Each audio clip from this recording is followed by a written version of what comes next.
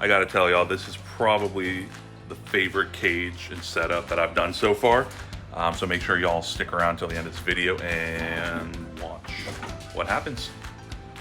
What's up, people? So today we are starting with Abby, bum over there who's cleaning stuff. We are gonna start doing a bioactive conversion for the beardies, which we're gonna start with just one cage. We're gonna start with Mr. Bo, because what he likes to do is poop, then run all through it and get it onto the tile, get it onto him, and it's just bad. So we'll talk a little bit more about the whole bioactive-y stuff later. But yeah, we're getting started on that, and we're doing another foam background. So we'll show you all the process, and yeah, stay tuned. Flatten the sides? No, the sides are fine. All right, so to get the process started, Auburn's in there being rude with a vacuum. We just have these purple foam boards that you can get from Home Depot or Lowe's. It originally started as an 8 foot by 4 foot board. These are the 2-inch thick ones, which we just kind of are cutting down to size. And then we're gonna take and put on just other chunks to add texture. And then of course, carve, we got our heat gun, all sorts of fun stuff. So we're gonna get started on that process now. Okay, so we got the rough design kind of all figured out. With right now, it's gonna look like a whole hot mess. So just kind of envision, and then once we're done here, we're gonna glue everything down. So just to show what I've got, I've already got it in the gun. So to glue all the foam down, I use this stuff. It grabs pretty much instantly, and it holds really, really well. So this is just to secure all the pieces of foam all together into the board. Once that is all together and dried, we will start carving. All right, so we got the sides kind of mapped out now. They look just like a 3-year-old just kind of took some shapes and put it all together. But I promise it is going to be worth it once it's carved. The heat gun, the dry lock, all of that, it's all going to go together really, really well. So yeah, on to the next piece. Okay, so it is a few days later because the adhesive didn't fully cure as fast as I would like. So things were still a little bit loose. So we are now back, and we are going to start. We kind of started a little bit here, but we're going to start shaving all this stuff down here, and we'll show you the progress here momentarily. Kind of where we are at in the process, just kind of show how we're doing it. So we've got a foam carving knife where he's kind of doing the general skin and bone, so to speak, of a rough shape, and taking with a drill and one of these steel brush drill attachments. And then this is what kind of put over it. This is what kind of gives it all of that, rough texture. And then when we hit it with that heat gun, it's going to tighten all of this stuff up and really bring a lot of it to life. And then of course paint and all that. But yeah, so this is kind of how it's going. So here we are, a little, probably about an hour and a half later. One thing they don't tell you is all of the mess, which this is with us cleaning up periodically throughout. And I mean, it's just, you can see it's just everywhere. We didn't even get to do the sides yet, but here we have the finished carved and heat gunned product. From this angle, it kind of looks like a weird little face over here. Got a weird little squinty eye right there. Big old Jew nose. That kind of looks like an eye patch. But yeah, so I mean, it's definitely coming along. Once we add all of the finishing touches, so the tinted dry lock with all the colors to accentuate the shadows and do all that, it's gonna bring this all to life. But messy, and very time consuming to do it properly, but it's gonna be worth it at the end. So we're gonna come back here another day to do the same to our side panels, and then start painting. It has been a few weeks because of conflicting schedules. Everyone is busy. We are all adults. So today we are getting ready to finally paint the background. We have our white tintable dry lock, and then we've mixed it with the Quikrete cement color, a little bit of the terracotta color, we got a little bit of the charcoal color, and now we're gonna go and start doing our base coat to get all of this covered, and then we start adding the accents, and then it starts looking like rocks. So woohoo. We are just about wrapped up here with the base coat, which kind of looks like a mixture of chocolate ice cream and some other things of that color, if you catch my drift. We're just about done getting that base coat on, and then we'll start adding some different accent colors and blending and all that fun stuff, and all of this will come to life a lot more, and all of this dimension is going to pop really even just that much more. So yeah, we're making good progress here. Lazy foam over there. So base coat is finished, and now we have taken and darkened up the color of said base coat, and are now working on applying all that over, which is now going to change up the look of this all dramatically, as you can see. Hello, Prego. And we'll keep moving on. Color of the accent is on and good. We now did another mix, a little bit extra terracotta to add that kind of reddish flare. And that is now what is getting ever so lightly applied. So we are slowly but surely making progress, and she is still just sitting there. You can grab a sheet. So something important to note when you're doing like these accents, so kind of like what Ab is doing here, putting ever so lightly on that brush, and then what she's doing there, that's allowing it to only kind of be on like some of the top portions where you have that texture, and it helps to give that depth. So you can kind of see that color is only on some of like the top pieces. It's not going down into the crevices and the nooks and crannies, and it's just helping to create some more depth. So that's something very, very important to do when you're doing these backgrounds with multiple colors. You need to do it in different layers with different colors, and you know, the technique, of course, is what helps to bring it all out. And so we are now on to the final touches. You can see it's coming together really well here. So now we just have you can kind of see there, a much lighter version of the terracotta. That's going to get kind of blotted on here. That's going to add a nice, kind of that, just a little lighter tone, help highlight a little bit more of the dimensions, and then this background will be pretty much done. So you'll see it here in like half a second. And here is our final result. Letting everything still dry. I'm gonna let it cure for a couple days before we go ahead and put it in the cage and start setting everything up here. But yeah, it turned out pretty good. It's kind of hard to pick up some of the stuff here on the camera, but once we get it all installed and get all the branches in it and just get everything set up really nice, I think this thing is going to be pretty sweet, isn't it, Chloe? Are you camera shy? Nope, you're not camera shy. Cute little thing. So the time is finally here. It's been actually it's been about a week now.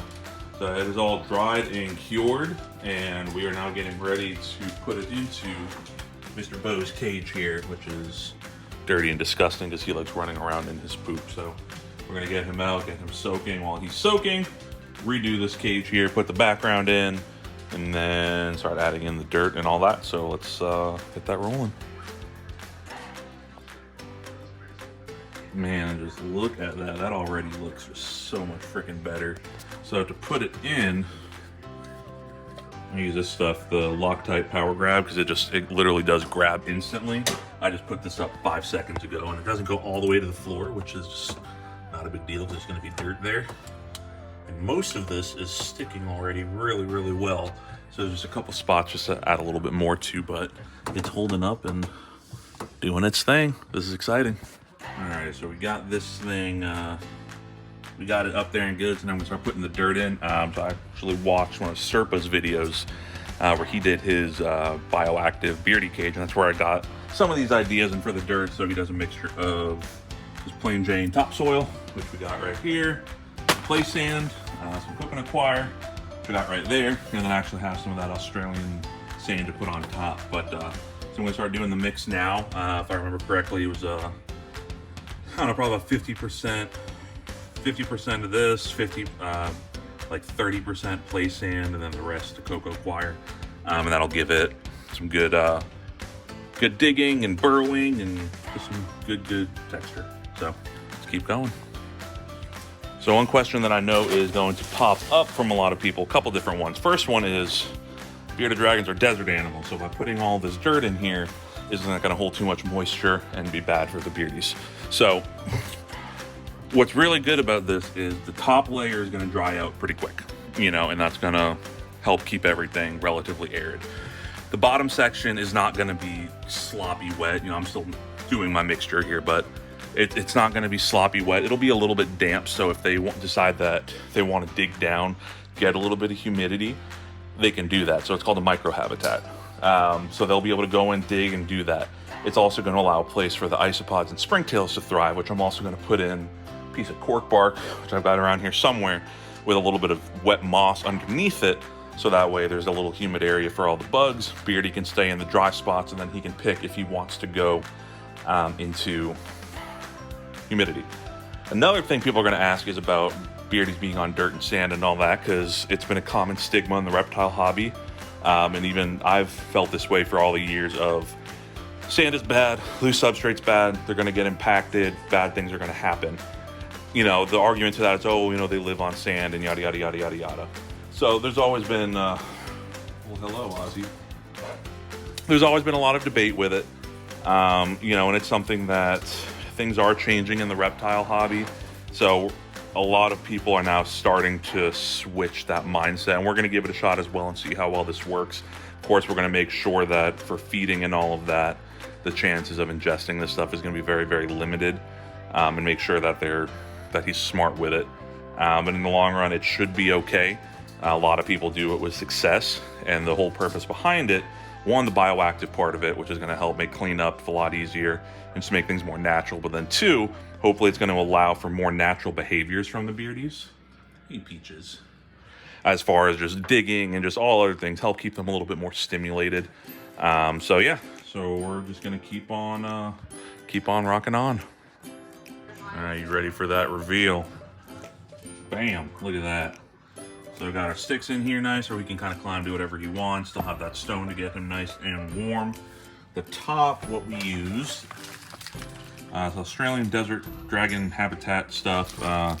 It's a little bit pricey for the 10-pound bags, but it's just kind of right on the top. Stamps will go away, but I think that really makes it look really cool. So of course, got the leaf litter in here for all of the springtails and isopods, which we're getting ready to add in here.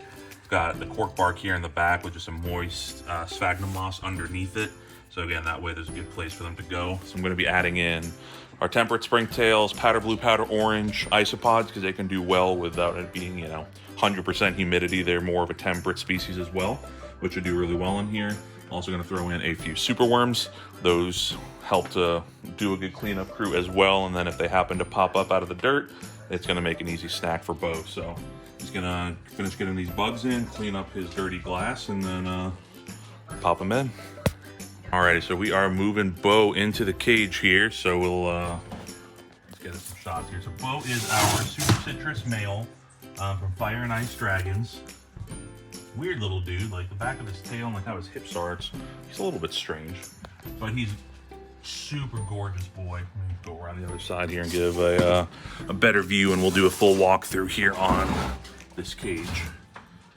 Yeah, look at that boy.